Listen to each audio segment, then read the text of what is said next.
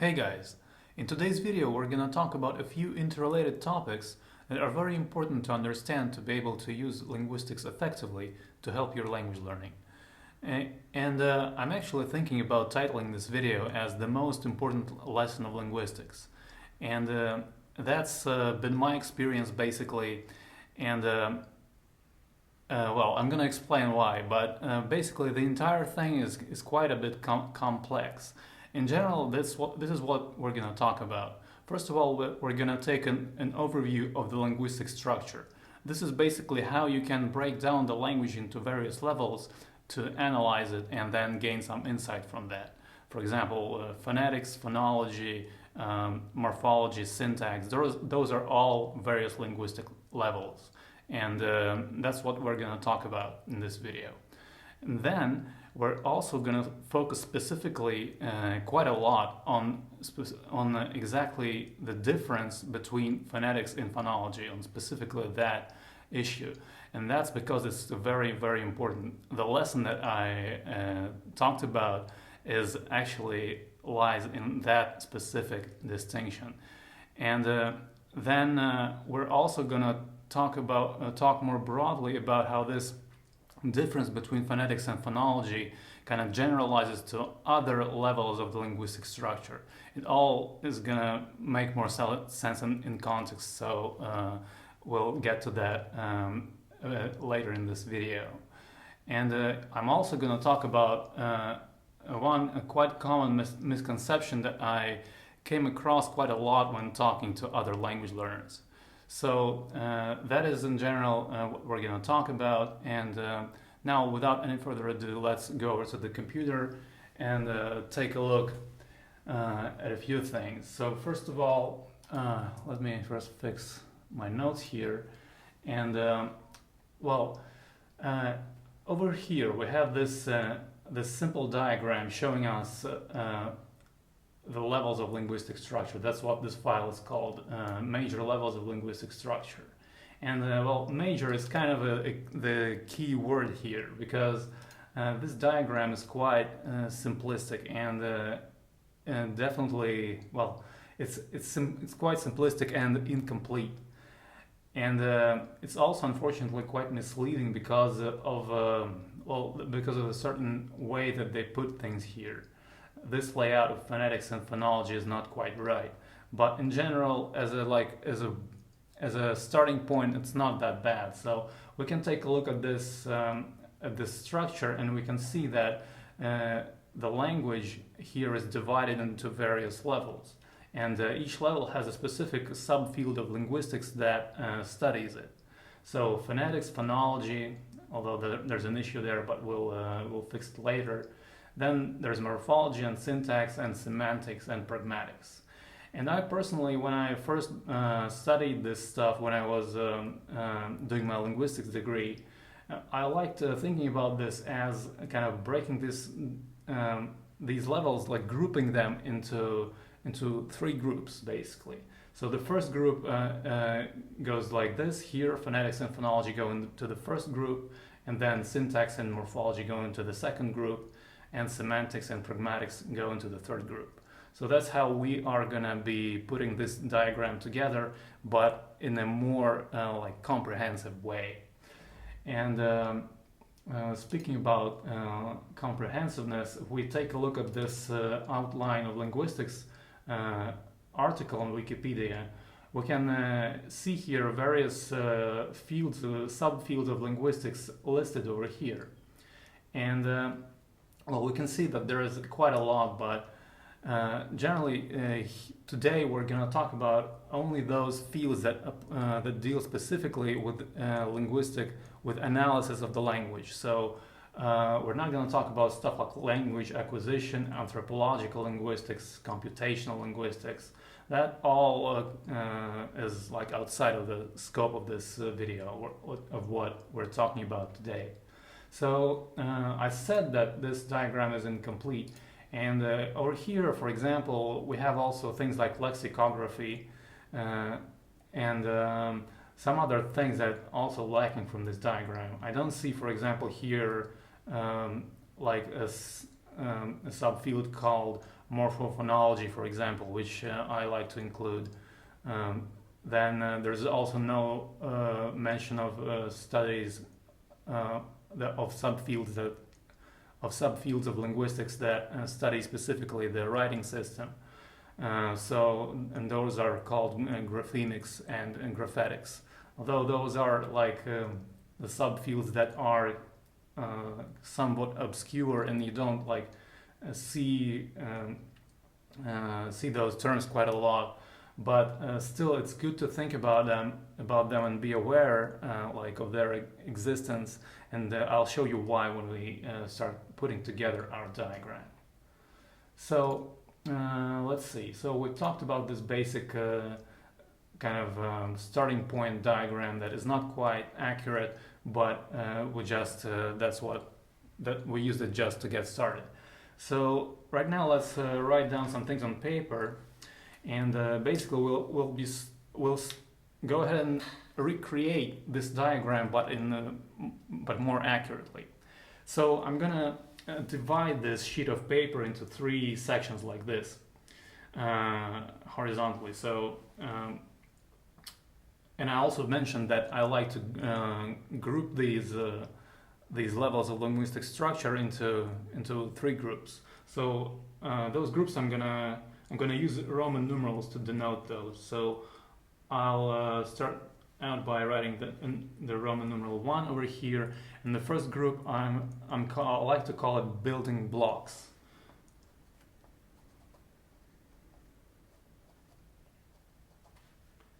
Building blocks. So I put it in quotes because it's not like a real term. That's just a convenient term that I like to use to refer to this grouping, but of levels of linguistic structure. But yeah, that's not like an official term or anything. So let's see. So when we start talking about this building blocks, like the reason that I call it building blocks is because this level is concerned specifically with the smallest units of the language.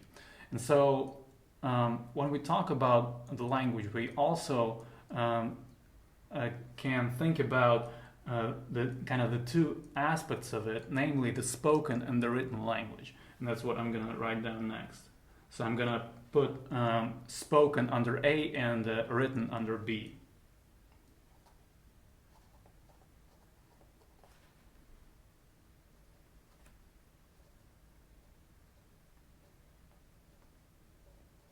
So spoken and written, we're dividing this building blocks level like vertically like this into 2 parts. So that's that. And now we are gonna move on to talking about phonetics and phonology. And this is actually like talking about this part of the diagram is gonna take a very large portion of this video, and that's kind of the idea. So that yeah, that's intentional. So don't be like alarmed by that or anything. So I'm going to go ahead and write down like level 1. That's where we're starting out, and yeah, we're going to talk about phonetics and phonology, or actually phonology and phonetics. That's the order I like to do it in. So phonology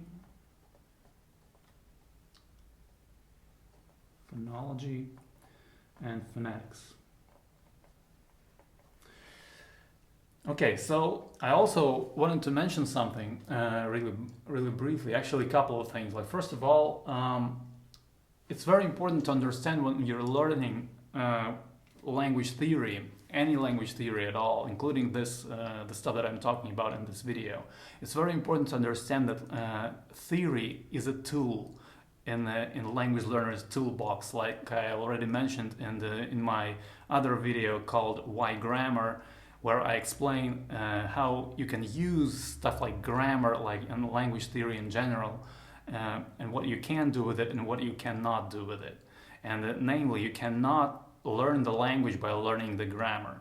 So you can know everything about its grammar, but knowing the grammar will not make you be able to speak the language. That's one of the points that I wanted to make, very important. You can also go ahead and watch that Why Grammar video If you haven't, I kind of talk about that stuff there as well. So that's one thing. And the other thing is just the way that I want you to think about this diagram. So in this simple diagram, we have these levels kind of going up, like from this phonology, phonetics stuff, like all the way up like this. And kind of that's the reason why I started at the bottom is because I want you to think about this as sort of a building. So we are putting together a structure, and we're starting at its foundation. So the foundation is really important. If the foundation is shaky, then everything above it can fall apart at any moment. Basically, that's kind of the idea that I wanted to have. That's very important, and that's also the reason why I want to talk about phonetics and phonology specifically much more than about all the other levels. We're actually just gonna gloss over the other levels because that's not really what this video is about. We're gonna have an overview, but we're not gonna go into what other levels do specifically. We're just gonna get a general idea. But we're gonna talk about phonetics and phonology and its importance, and also how it relates to the written language, and then also slightly to some of the upper levels of this structure. So this diagram is kind of like a building. That's the kind of the image that I wanted to have in your mind. So yeah, we'll focus on the foundation, but we'll take a tour of the upper levels of this building. So that's how it's gonna work. So phonetics and phonology. Now we're gonna talk about the difference between them. And so let's see. So what is the difference between phonetics and phonology? They kind of sound very similar, and it's not like quite clear what they do. It seems like they both study speech sounds and kind of those like the smallest units. Like what's the deal? So the deal is that phonology studies the smallest units of the language, and phonetics studies speech sounds. And I know that might sound a little bit vague, but that's actually quite an important distinction. So let's dive into that and take a look at why that is important and how it exactly works. So first of all, each one of those subfields of linguistics, it studies something, like it has a unit of study. And phonology and phonetics, so obviously they also have their own units of study. And phonology studies phonemes. So phoneme is a unit of study of phonology, and phonetics studies speech sounds, as I already mentioned. And formally in linguistics, the term for that is phone. So it's kind of like the phone, the smartphone, the cell phone, the same word, but this is a special term that you use in linguistics. But informally, you can simply refer to it as sound or speech sound. That's absolutely fine. So phonemes and phones.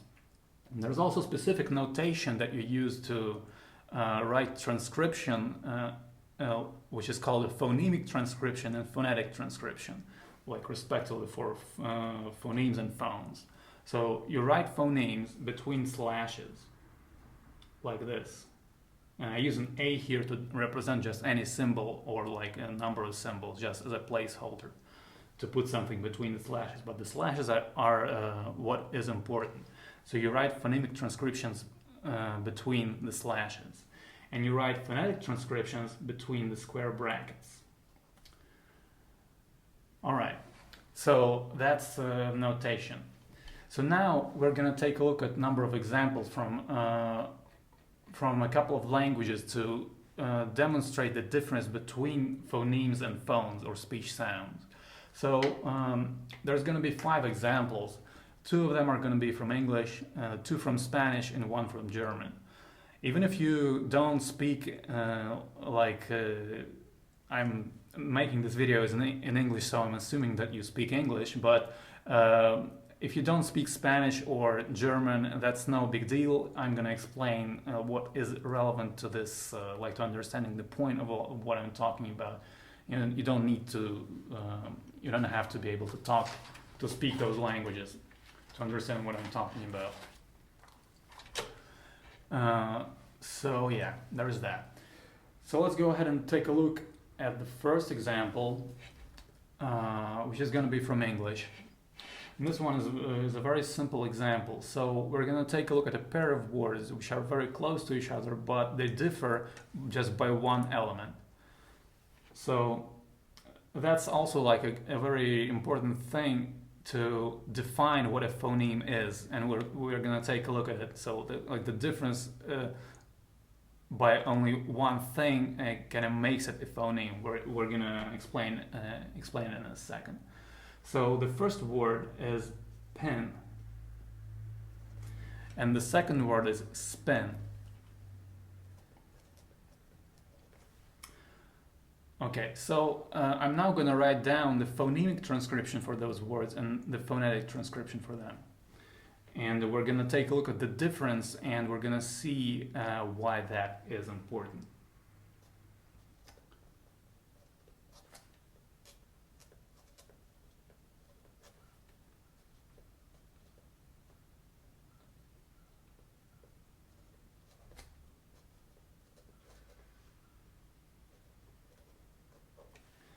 Okay, so you write the phonemic transcriptions between the slashes and the phonetic transcriptions between the square brackets. So that's what I've written down here.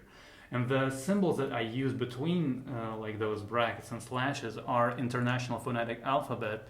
That's kind of sort of like a standard in linguistics to transcribe languages. That's certainly, I say sort of like a standard because it's not like there's no authority that obliges you to use this specific type of transcription. There are other types of transcription, and this is certainly not like the only way to do it. But this is a very comprehensive, like this is a very versatile way to transcribe any language at all. So it can be applied to any language, and that's kind of the point of International Phonetic Alphabet. For short, it's called IPA, and I'm also planning to make videos on explaining how the IPA works in the future. But right now, we don't need specifically to know like all the detail. Like the symbols should be pretty self-explanatory, and I'm going to point out the details that might not be as obvious if you're not familiar with the IPA. So let's see. So we have this pair of words, pen and spin. So you'll notice that when I wrote the phonetic transcription for pen, I've written this small h at the top.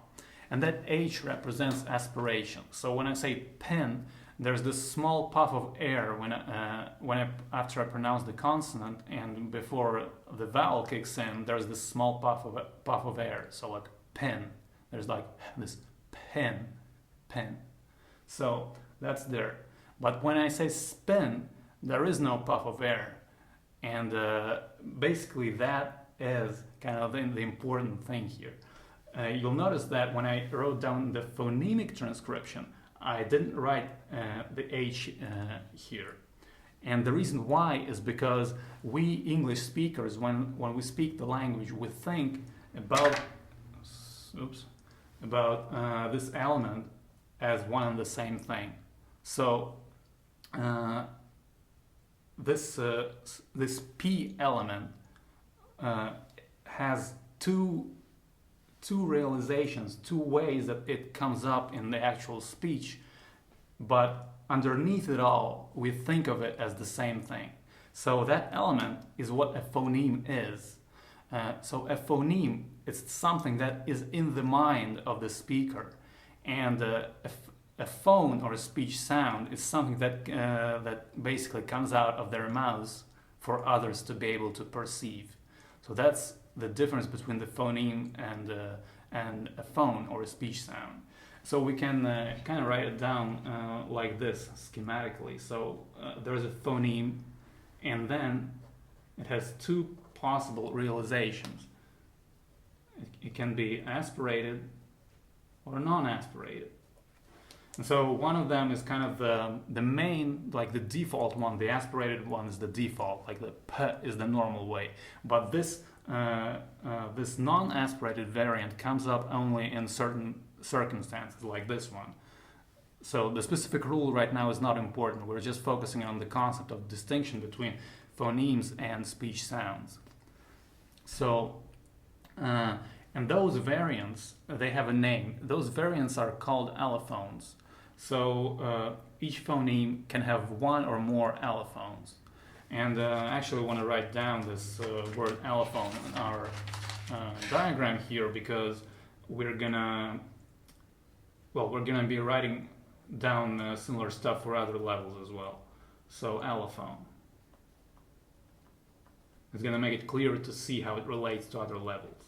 So allophone is a phone that is like a realization of a specific phoneme, like one of its possible realizations. So that's how that works. So one of the variants is the default one, the other one is occurs only in specific circumstances.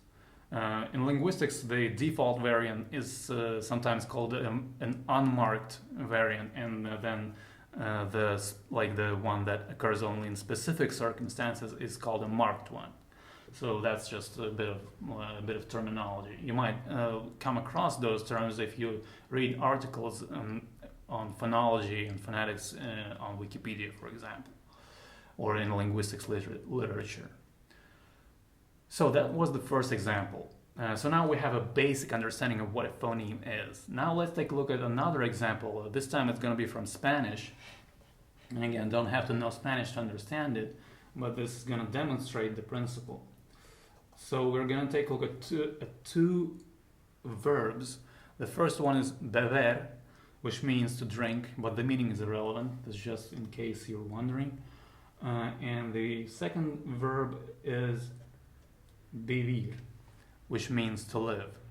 And I'm also going to write down their transcriptions real quick, and then we're going to talk about what all that means.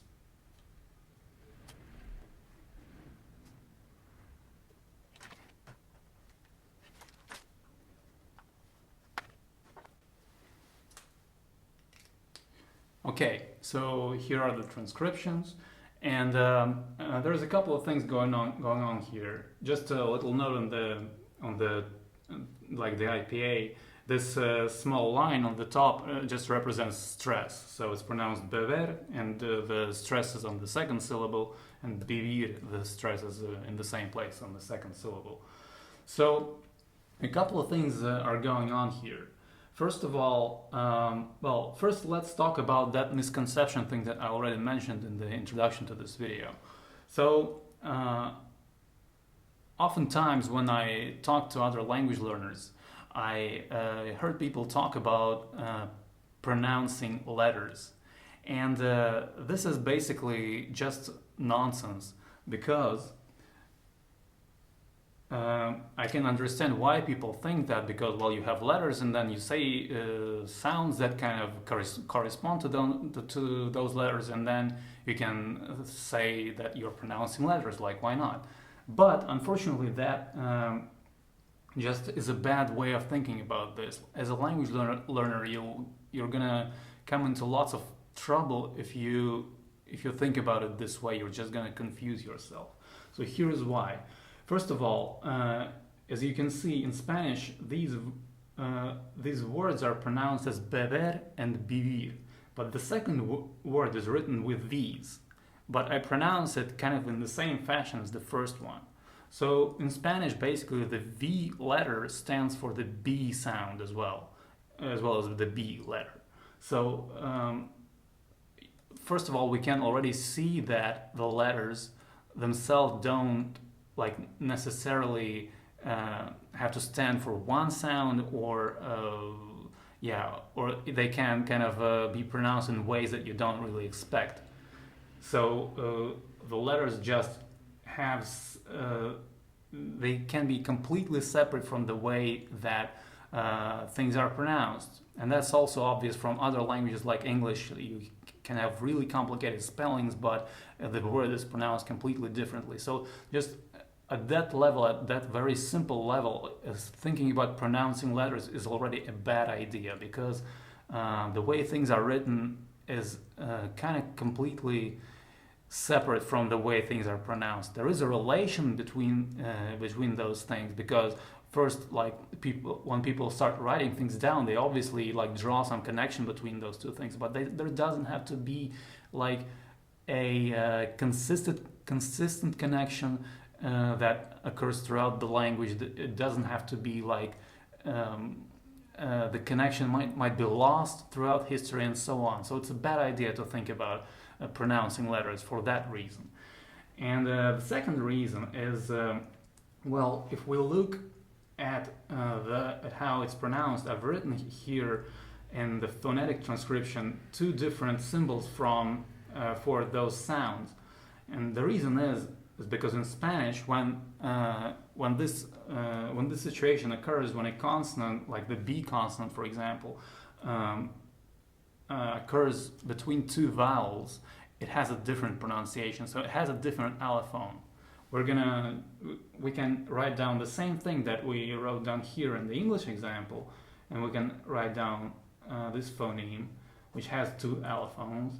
The first one is the default one, the unmarked one, or sorry, this should be obviously the square brackets, and the second one is this one, is the symbol that you use for that v sound, and that sound occurs only between when that consonant is between two vowels, like in the words beber and vivir, and that's basically how it works in Spanish. These allophones have also an interesting property, like an interesting thing is happening with that thing, and specifically is that the speakers of the language might not be really aware of that there are two different variants. Like if you ask a Spanish speaker, do you know like that like beber and vivir, like the B's and the V's, that they're pronounced differently in different positions? They might notice it, but they might not. And the more subtle the difference between those sounds is, the less likely they are to notice. And I actually spoke to Spanish speakers, and they didn't know. They couldn't tell like the difference. Like if you ask them, like if you tell them, like, look, there is like a difference, and then they go, oh yeah, there is a difference, but I never noticed that. And that's kind of also another thing when you think about phonemes.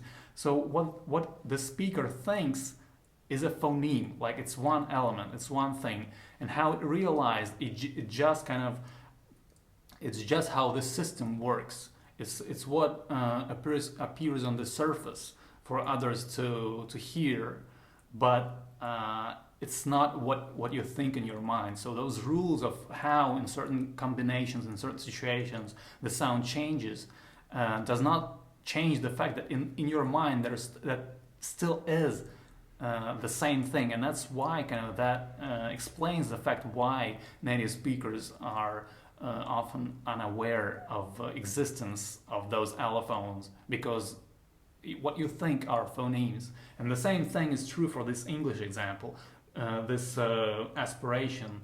I bet if you ask an English speaker, like, do you know that in certain things that there is an aspiration, like with the P sound, like in the word pen, but in the word spin there is no aspiration. That's probably something that no English speaker who didn't like specifically analyze the language and looked at those things, they would never notice. And that's just something that is there, but no one notices it because the underlying element is the same, and that element is a phoneme. So that's a very important point. So let's just take a look also at another example from Spanish that is gonna sort of show it in action again, but from a slightly different point. So two words again: lago, which means a lake, and gota, which means a drop, like a raindrop, a water drop. So let's see. Let's write down the transcription.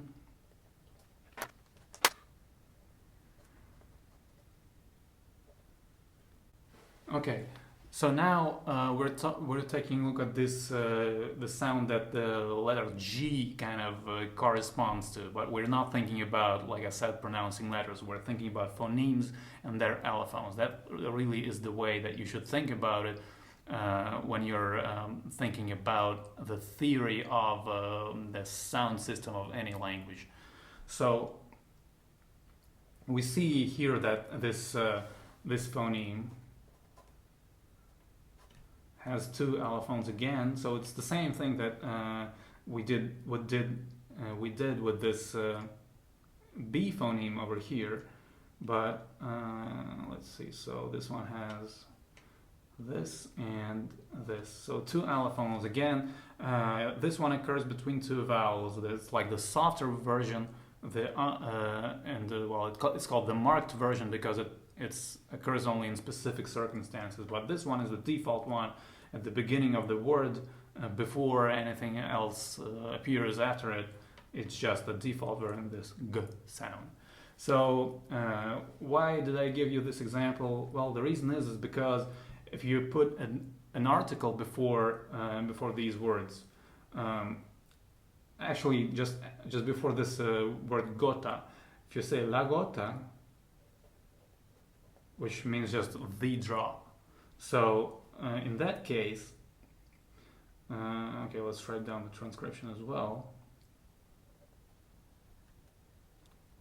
So here you see I've written this kind of link between two sounds. That's how you also write such situation in IPA, where two words are just pronounced together and there is no pause between them. And so in this case, when you say la gota, you have this allophone appear again, because this time this same phoneme in the same word appears now between two vowels, and that now it changes. So that's like this same principle in action, but basically it doesn't have to be within one word. It can also occur across word boundaries, because when you say it, la gota is really like a one phonetic word. That's also something that you'll hear talked about in linguistics, like if you read articles, literature, etc. And so, yeah, in this example with the word lago, nothing changes, but the article is just added, lago. Okay, so those were our Spanish examples, and that now we can see that how this difference between phoneme and speech sound actually works in the language. So let's see, now we've talked about that.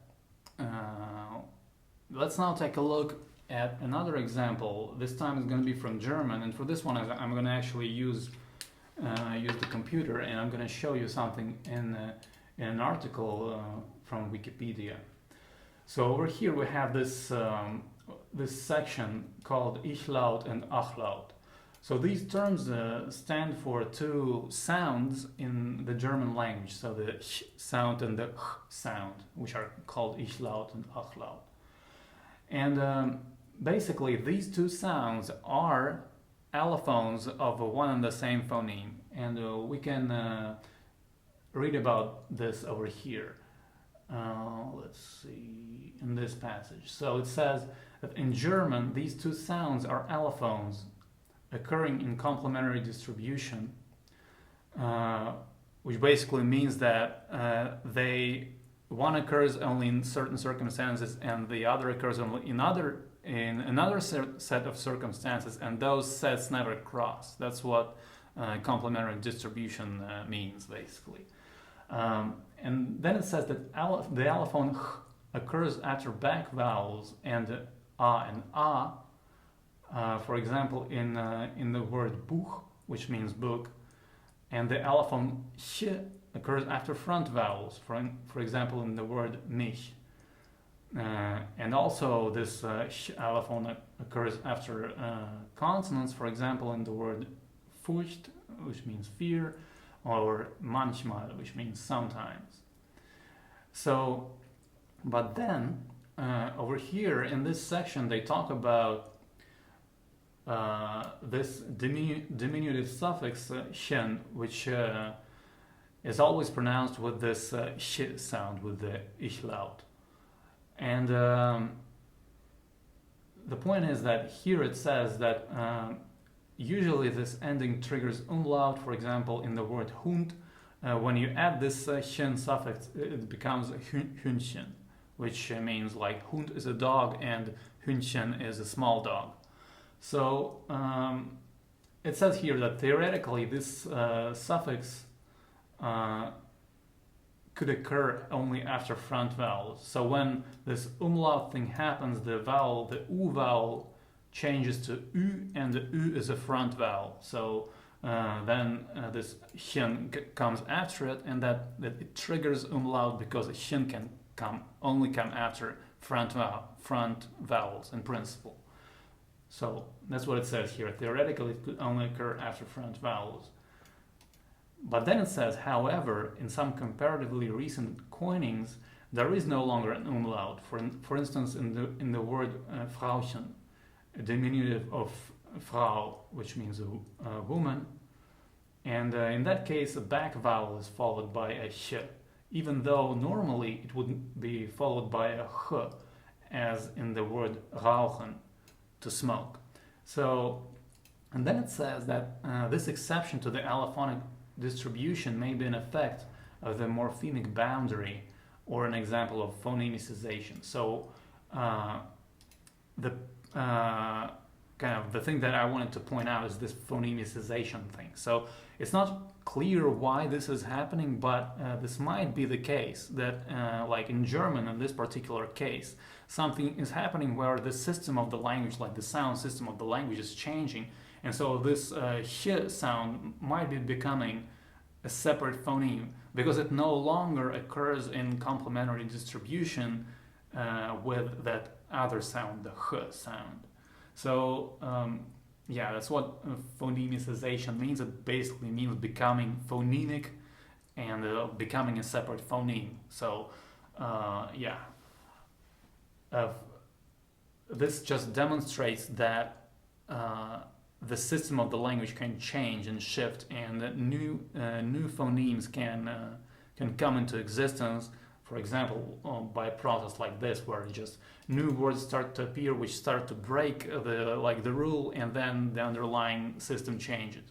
So when there is those exceptions, when there's not that many of those exceptions, then you can still probably talk about them being allophones, but like that concept starts to break down, the more and more the rule gets broken, and so new phonemes might appear, even though before even though they used to be just allophones of a single element, of a single phoneme. So that's that example. And finally, we have the last example from English, which is going to be the following. We're going to take a look at the pair of words again, at a pair of words, and the first one is ladder, as in former and latter, and the second word is going to be ladder, as in a ladder that you climb. So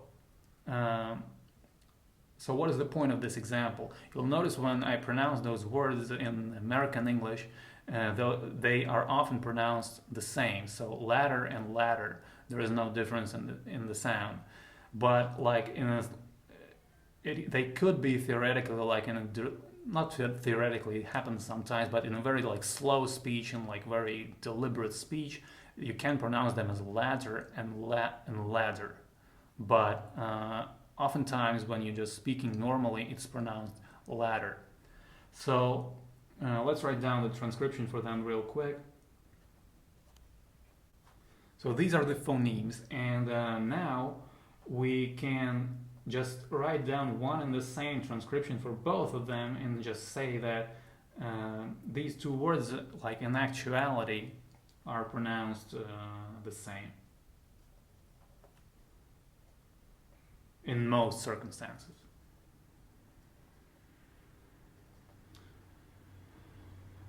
And so this symbol that I wrote, that represents that alveolar flap, that's what this sound is called, ladder.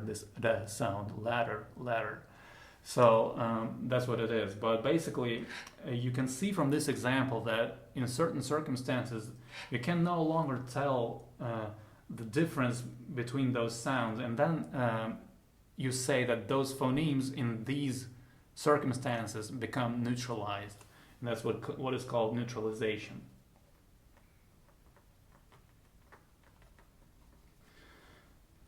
There's also an alternative way to analyze this, and that comes from the fact that when you say ladder, you can't really be 100% sure that the phoneme underlying it is either the T phoneme or the D phoneme.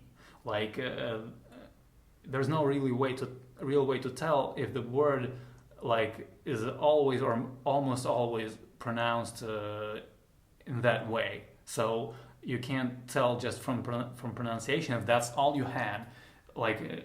What is to say that there is a T or a D phoneme? Maybe when you say it really slowly, you just kind of then it's that phoneme. But maybe when it's said quickly, there is something else, and that's the alternative way to analyze it. So in that case, you can write it down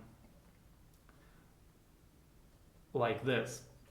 And the symbol, this capital T here, it's not the IPA, it's just a notation that you might use in this type of analysis. And basically, this capital T represents some element that basically combines two or more, potentially, phonemes into one thing. And that element is called an archiphoneme.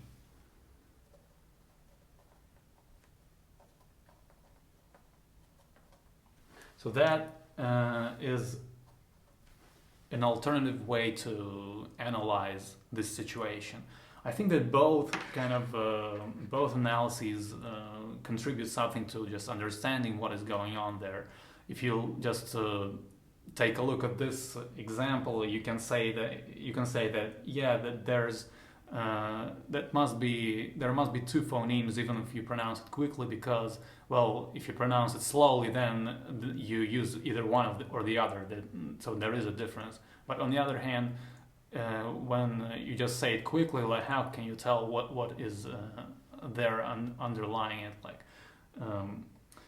In other circumstances, in other examples, in other languages, it might be more appropriate or less appropriate to talk about neutralization or archiphonemes. I think that both kind of ways of thinking about it just contribute something to understanding it. And that's just a conceptualization of what is going on, of what we observe in reality. And that's how we can conceptualize it and explain it in linguistics. So that's just two alternative ways to analyze it. So now we've taken a good look at the difference between phonemes and phones. And let's just kind of take a little pause, I guess, and just think about why it is useful to kind of be aware of this stuff. So I have this article about standard German phonology from Wikipedia open here in my browser. And if we just kind of glance through this stuff, we can see that there's a table that lists all the vowels that there are that exist in the German language. And then there's also a table of consonants somewhere over here. Here it is. So if we understand that there are such things as phonemes in the language, we can just open an article and take a look at this list and go, so these are all the sounds in the language that exist. So I want to learn German. How do I get out of the frame of mind of the language that I'm speaking right now and move into the German frame of mind? So this is one way that can help you kind of move to that new frame of mind. Because if you understand the difference between a phoneme and a speech sound, you can just kind of read about the system of phonemes, and you can basically kind of like install that system into your head, at least consciously.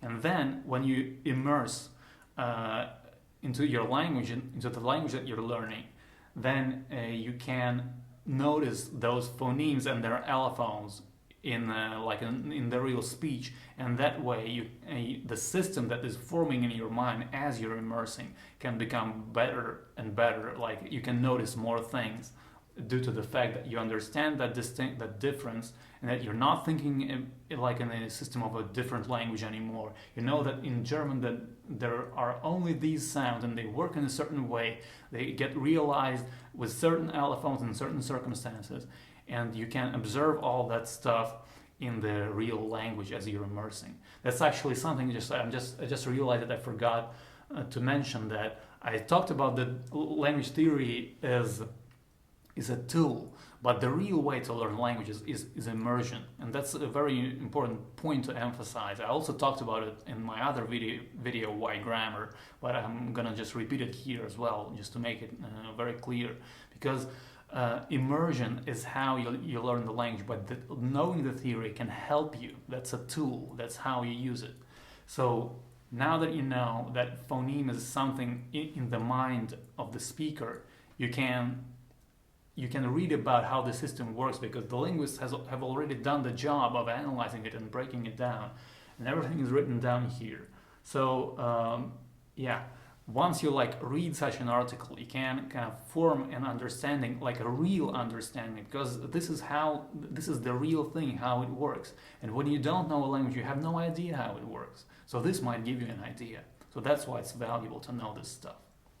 All right, so let's see, we've given all of our examples, taken a look at the difference between phoneme and phone or speech sound. Now we can kind of go back to our diagram. I told you that we're going to talk a lot about phonetics and phonology, like that difference, and the diagram is going to be like, we're going to start here, and then we're going to spend lots of time here, and then we're going to kind of quickly go up this structure and take a look at what else is there, just to get the overall view of linguistics, like what subfields exist there, and just kind of how it all fits together. So let's see, let me get something to drink so that I don't lose my voice.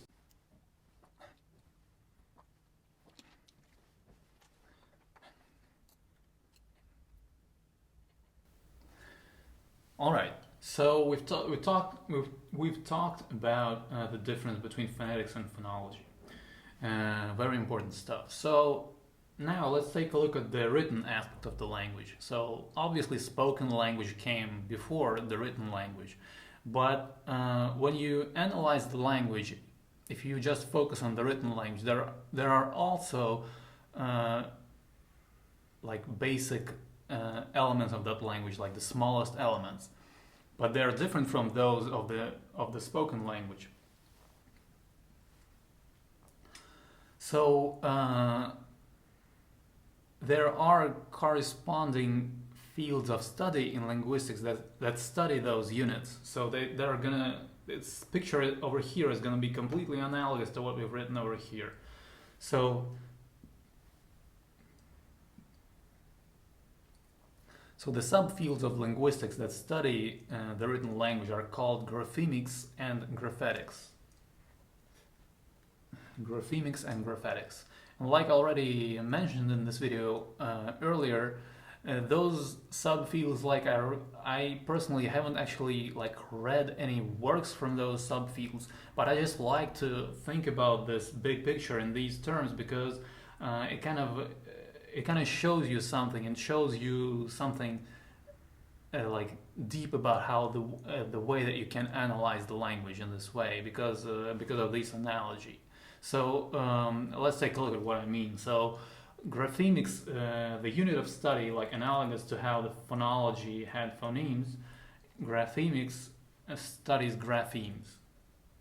grapheme. And there is also a notation for graphemes, special kind of bracket. You use angle brackets to represent graphemes, like this.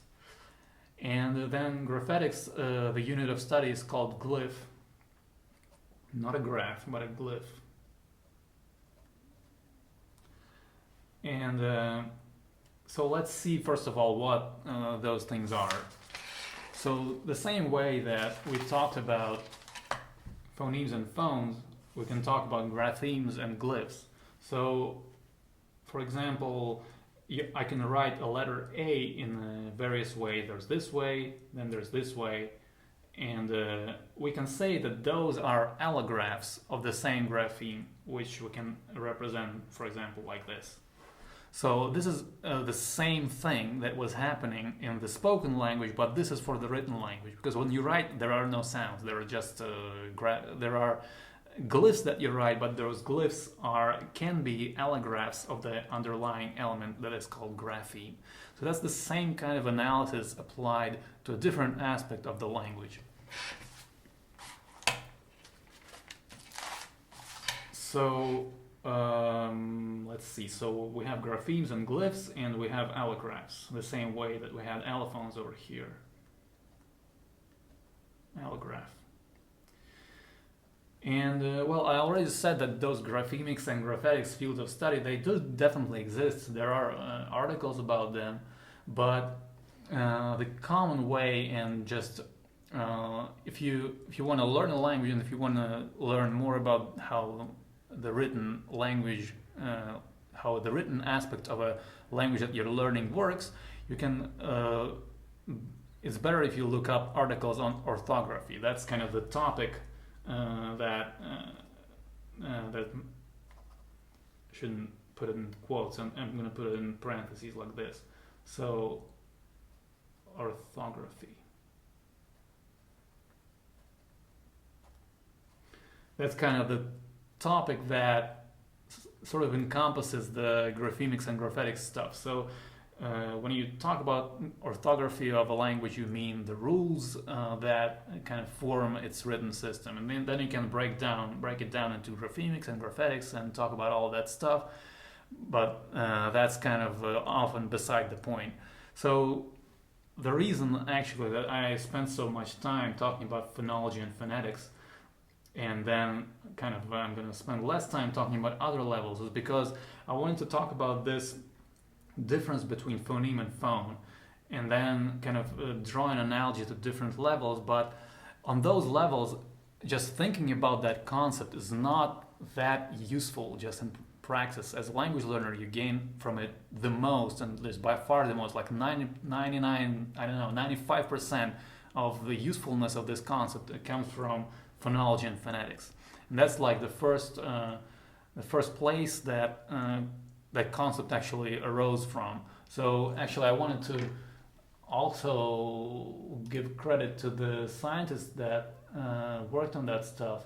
So for the first time that the concept of phoneme was developed by this scientist, the Polish linguist, whose name is Jan Baudouin de Courtenay.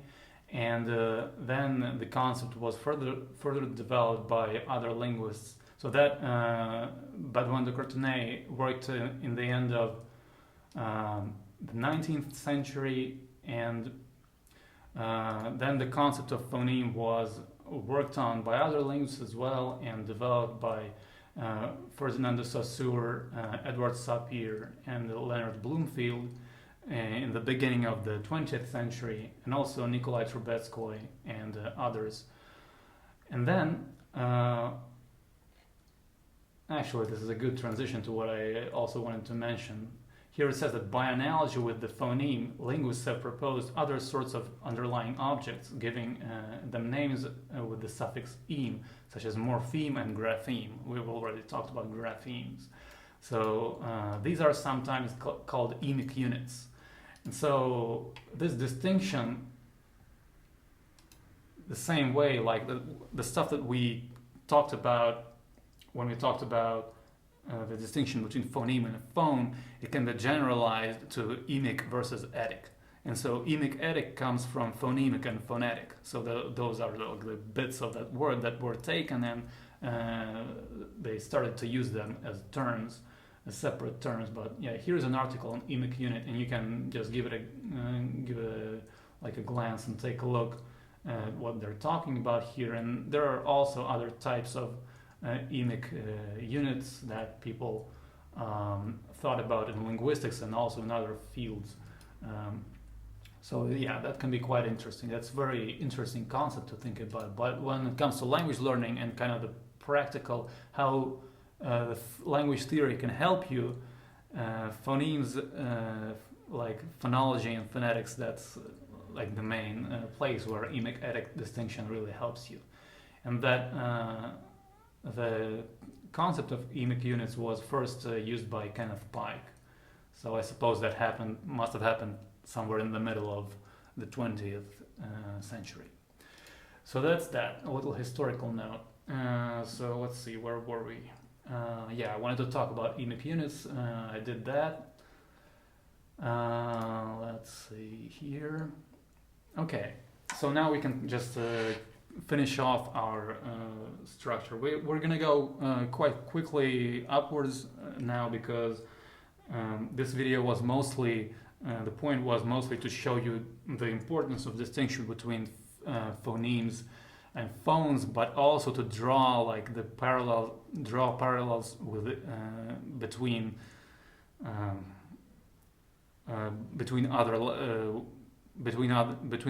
different levels of linguistic structure, and how the same thing, like the emic etic thing, works in different levels. So let's see. So we were up until now we were at this first group of levels. It actually only contains one level, but other groups have more. So yeah, that's actually the thing about the inaccuracy of this first diagram that we looked at. So you can see that here phonology and phonetics are stacked on top of each other like that, but I drew them like this alongside each other.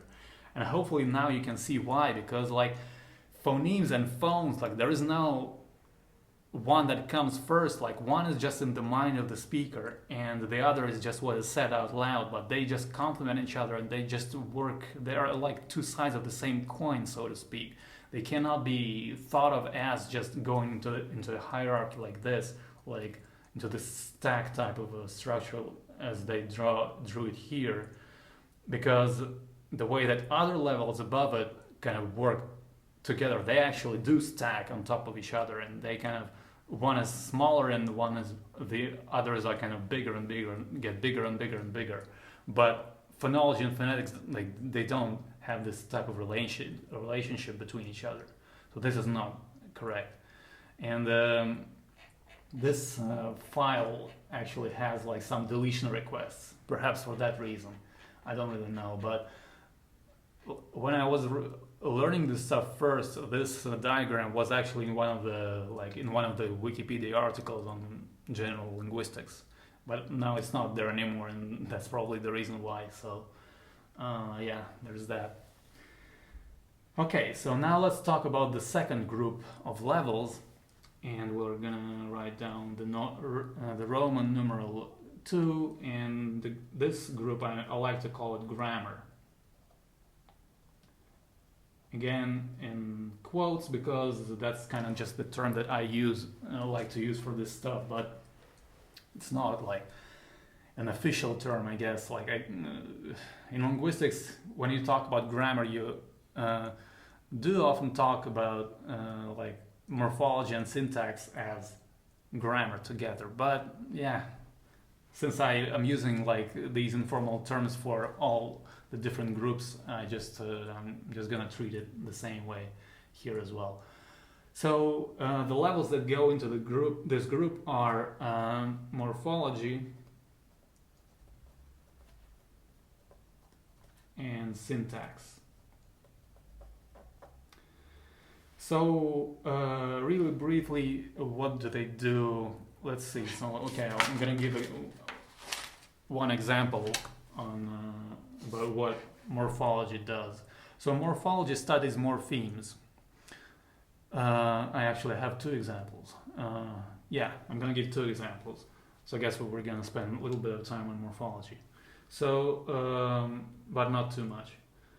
So first of all, what is a morpheme? That's the unit of study of morphology. Like the same way that phonology studies phonemes, phonetics studies phones, and Graphemics studies graphemes, and so on. Morphology studies morphemes. So what is it? Morpheme is the smallest unit of the language that can have meaning.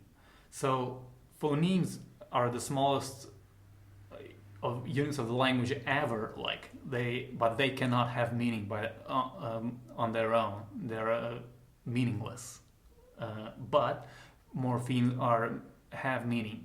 And so if we just take a look at the verb to mean, I'm going to just write down mean as a verb to mean. And that's one morpheme. It has a certain meaning. But then if we add something else to it, like for example, if we write down the word meaning, and I'm going to use this hyphen to separate morphemes just visually.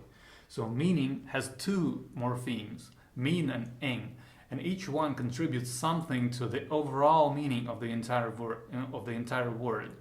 And that's basically how morphemes work. They are carriers of meaning on their own, and they can also combine into larger structures like words to convey a larger combined complex meaning that way.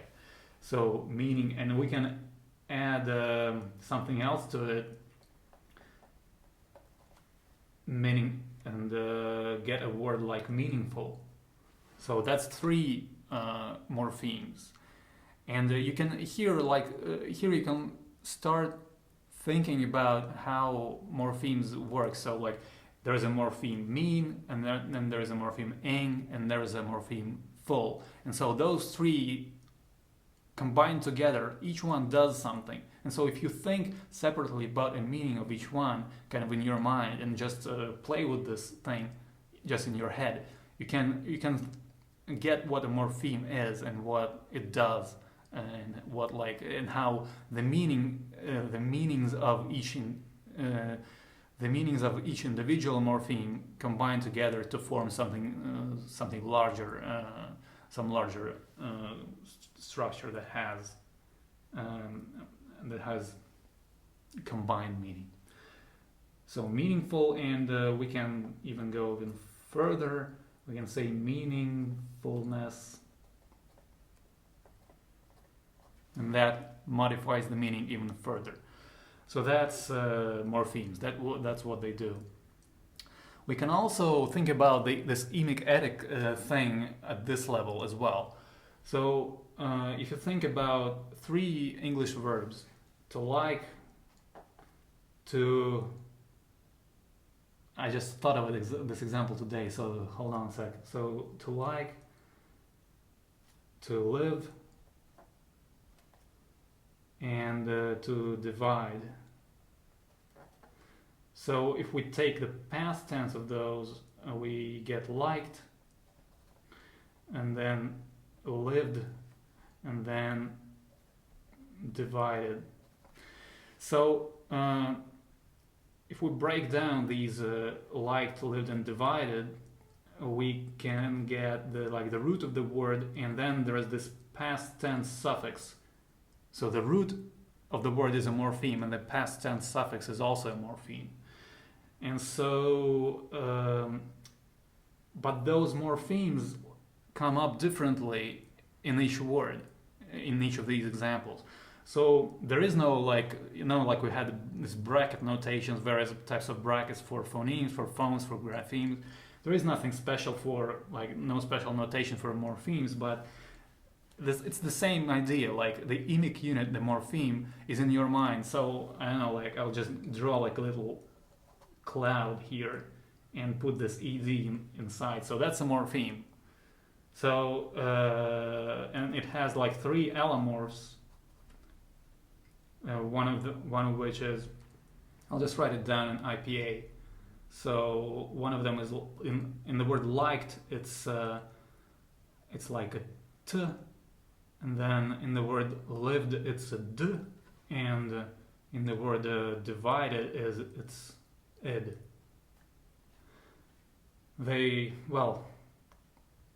You can, I don't know which brackets to put in here. I'll use the phonemes because they are the most general. But we're talking about morphemes actually here. So let's use like little boxes around them or something to say that these are allomorphs of this morpheme. So this is a morpheme. And these are morphs.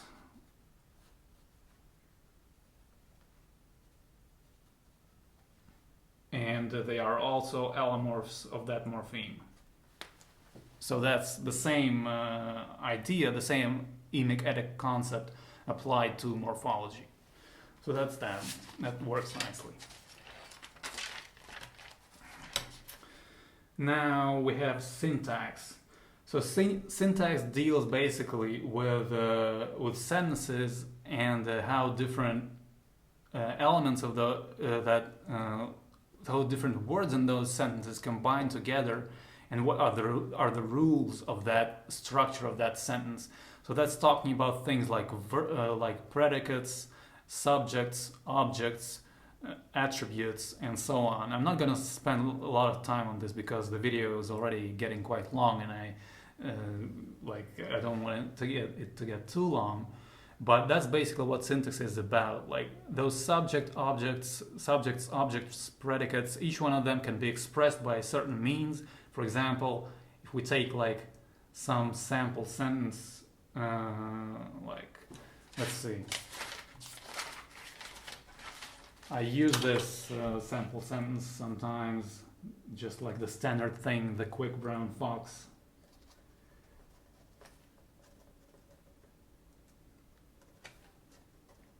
Jumps over the lazy dog. So we can break it down, like the predicate here is jumps, and it's expressed by a verb to jump in a specific form.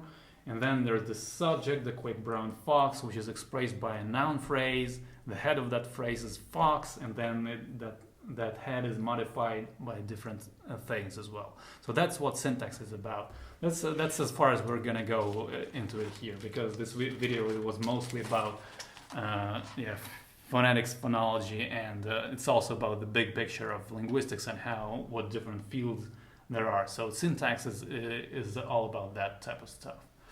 So let's see. So we mentioned morphology and syntax. There's also another kind of intermediate level between phonology and morphology. That's kind of an interesting level of analysis. I'm going to say here 1 and 1/2 because I don't really know what else to call it. And it's called morphophonology. Morphophonology.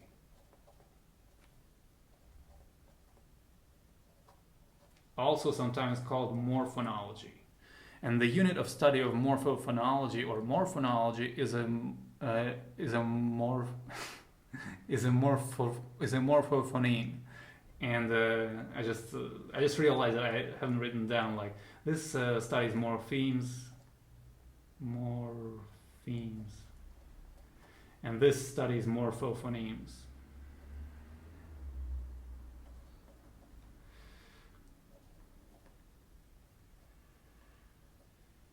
Or morphonemes.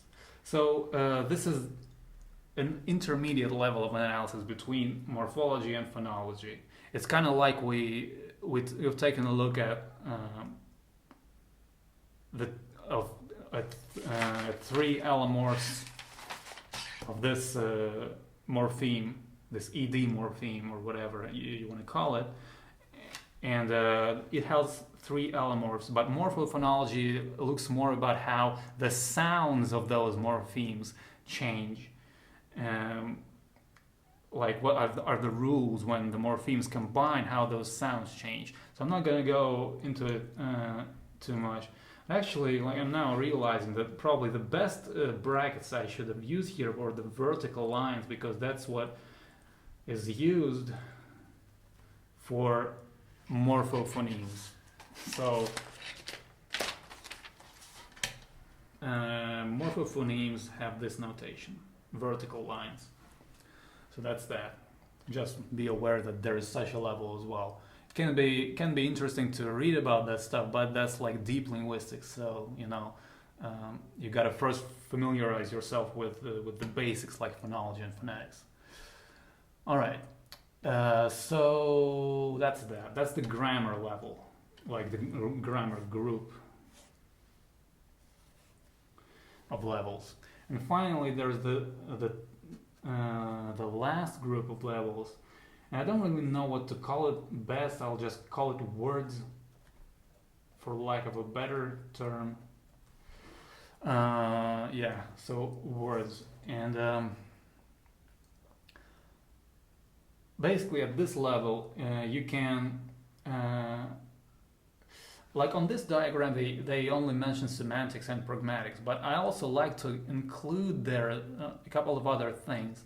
They might not be structural things per se, but from the practical point of view, just from the point of view of kind of remembering and knowing that there are certain fields of linguistics or subfields of linguistics that study kind of certain aspects that you might be interested in, just to have the big picture laid out in front of you. I like to include other things there.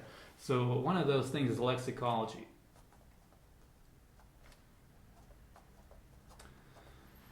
And lexicology studies the lexicon of a language. So that includes all the words that the language has. It includes all the different set phrases and the stuff like that. So basically, all the vocabulary of the language. That is called the lexicon of the language. That's what lexicology deals with. And there's also another field of study, or you could call it field of study. It's called a lexicography.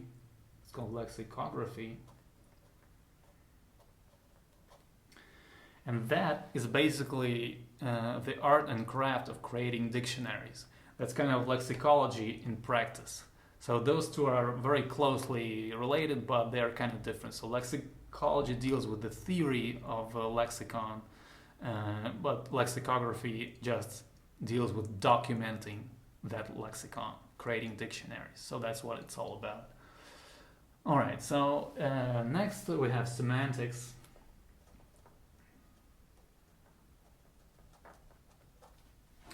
So semantics is the study of meaning. And that's basically, that's enough for this video, but we don't need to get into it much deeper than this, because we as human beings already have innate mechanisms for understanding meaning, deriving meaning, and as language learners we can do that pretty well as long as we're immersed properly into our target language. And so semantics is the field of study that studies meaning. It can be interesting to read about this stuff, but from the kind of practical point of view, from the point of view how language theory can help you as a language learner, that's just it's there. It's curious, intellectually interesting, but you don't really need it, because you can do it yourself already. So that's not to say that like theoretically you can just immerse and not learn any theory and still learn a language, but knowing the theory makes it kind of more structured, and it gives you extra tools to do that, to do immersion. So that's why it's beneficial. So next thing is called the next level is pragmatics. And pragmatics deals with studying why certain types of language are used in certain situations, like why you use certain type of language with your friends, but when you go to school you use different type of language, more formal language. So that's what pragmatics is all about. That we'll just leave it at that. That's pretty clear.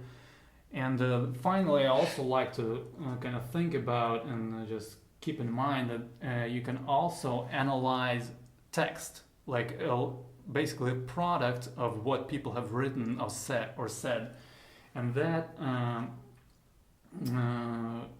is called discourse analysis.